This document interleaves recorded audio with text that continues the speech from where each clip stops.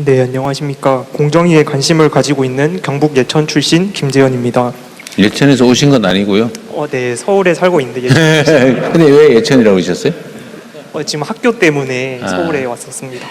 먼저 국민과 직접 소통하는 뜻깊은 자리를 마련해 주신 대통령님께 감사드립니다.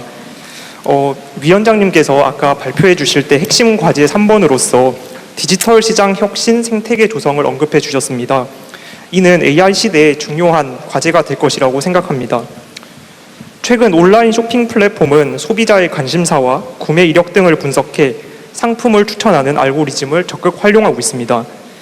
이러한 기술은 소비자에게는 더 편리한 선택을, 그리고 기업에게는 새로운 성장 기회를 만들어주고 있다고 생각합니다. 하지만 그 과정에서 플랫폼이 직접 판매하는 상품이나 계열사 서비스를 우선적으로 노출할 수 있고, 또 중소기업과 소상공인, 지역 기반 판매자들이 소비자와 만날 기회를 충분히 확보하지 못할 수 있겠다는 우려가 듭니다. 반면 플랫폼 기업 역시 어디까지가 소비자 편익을 높이는 혁신이고 또 어디부터가 공정한 경쟁을 저해할 수 있는지 판단하기 쉽지 않은 측면이 있을 것이라고 생각합니다.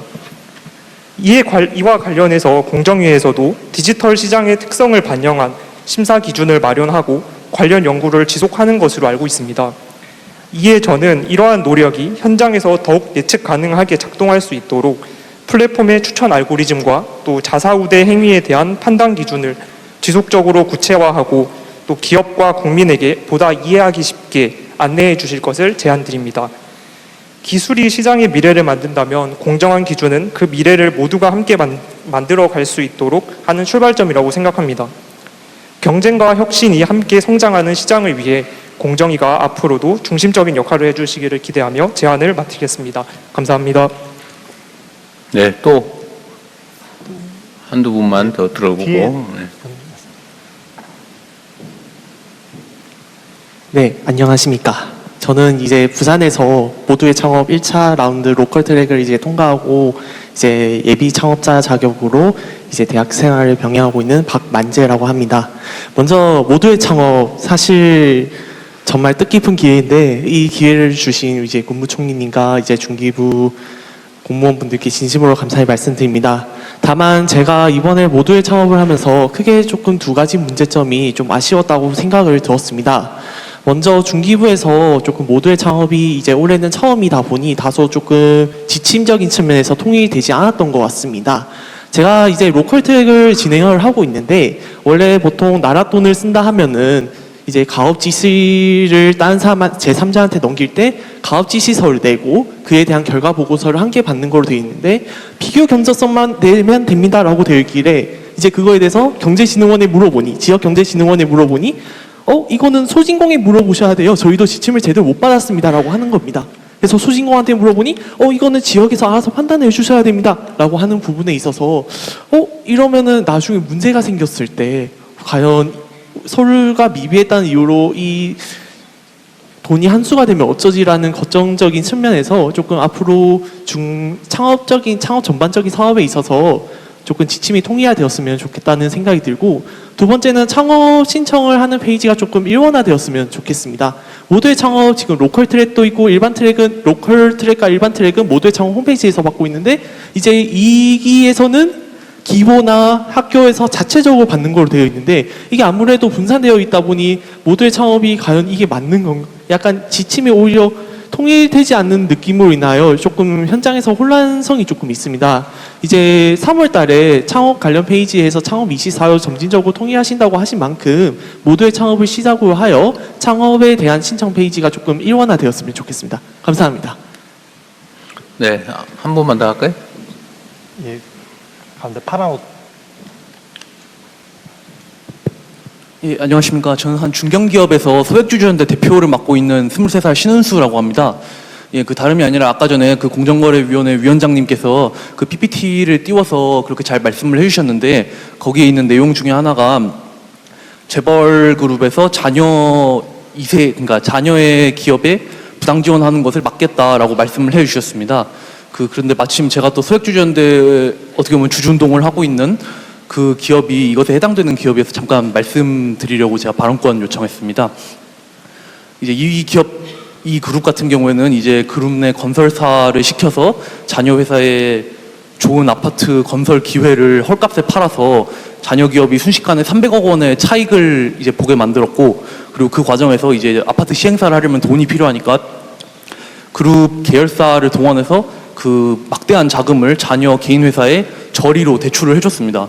근데 다행히도 이제 공정거래위원회에서 이제 열심히 이 시장 감시 활동을 해주신 덕분에 그것을 적발하는 데까지는 성공을 했는데, 이제 6월에 그거에 관련해서 이렇게 된다면 총수 개인에게 500억 원까지의 그 과징금이 나갈 수 있다라는 내용이 보도가 되자마자 총수가 갑자기 핵심 계열사에서 이사회를 소집을 해서, 그러니까 그룹 계열사가 그룹 총수에게 500억 원을 그러니까 빌려준다라고 하는 내용을 갑자기 의결을 합니다. 참 똑똑하게도 한 번에 이 돈을 빌려주는 것도 아니고 차입 한도만 설정을 하는 방식으로 자기가 이제 이 500억 원을 빌린 것에 대한 이자를 계열사에 줘야 하는 부분을 굉장히 많이 절감까지 성공을 했습니다.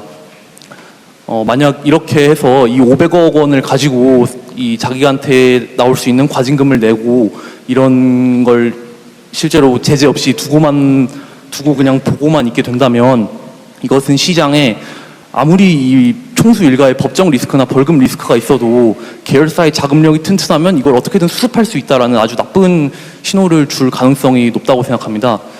그리고 그 약간 부연을 하자면은 그 공정위의 부분은 아닙니다만은, 이렇게 계열사의 현금이 많은데도 지주회사를 통해서 자기가 배당을 챙겨서 현금을 확보하는 방식이 아니라 굳이 이 차입이라는 방식을 사용한 것은 저는 이 법인세와 배당소득세를 우회하기 위한 그 탈세의 의도도 좀 있다고 생각을 하고 있습니다.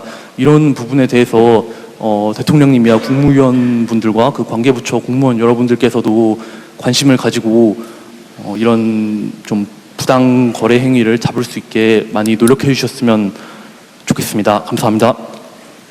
아까 앞에 그 손 드신 여성분, 네, 그걸 마지막으로.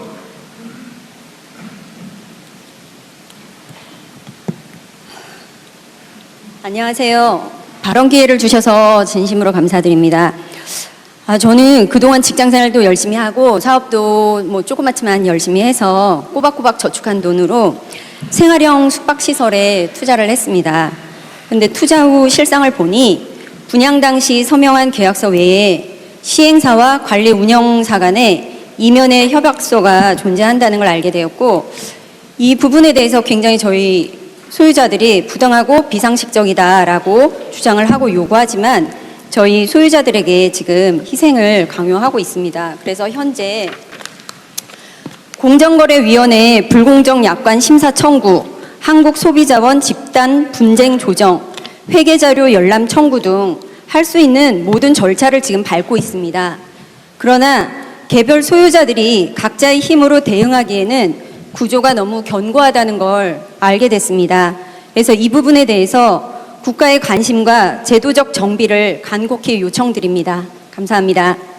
네. 온라인상의 의견들은 또 한번 예. 내주시죠. 그 디페이커님 등 많은 분들이 배달의 문제를 지적하시면서 소상공인, 배달 노동자, 소비자가 상생할 수 있는 방안이 필요하다는 의견을 주셨습니다. 김종수 디원님 등 여러분이 대기업의 관행적 담합을 뽀리 뽑을 수 있도록 강력한 조치가 필요하다는 의견도 주셨습니다.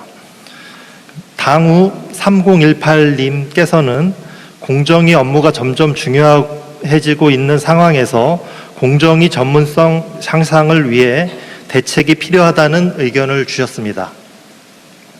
이상입니다. 네.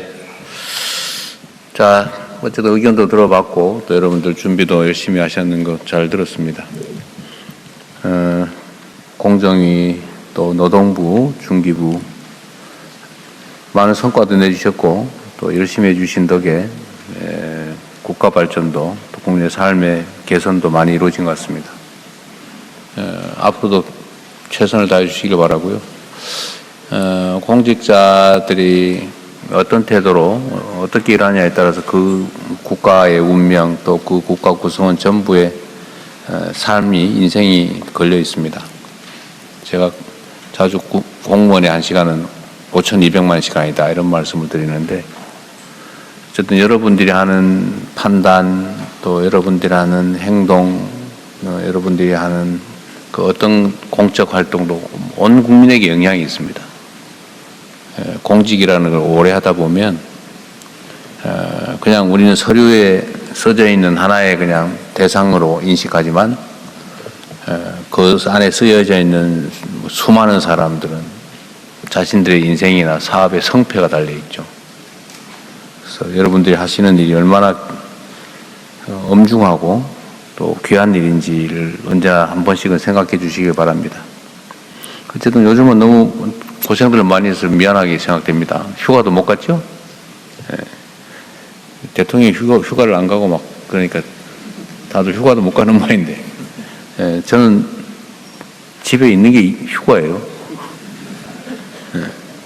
여러분들은 휴가 이제 보고 끝났으니까 마음 편히 휴가도 다녀오게 하시고 여러분도 가셔야 될 뿐만 아니라 여러분들의 그 부하 직원들이 또 갈 수 있게 해줘야 됩니다. 쉴 때는 좀 쉬어가면서 하시면 좋겠어요. 수고하셨습니다.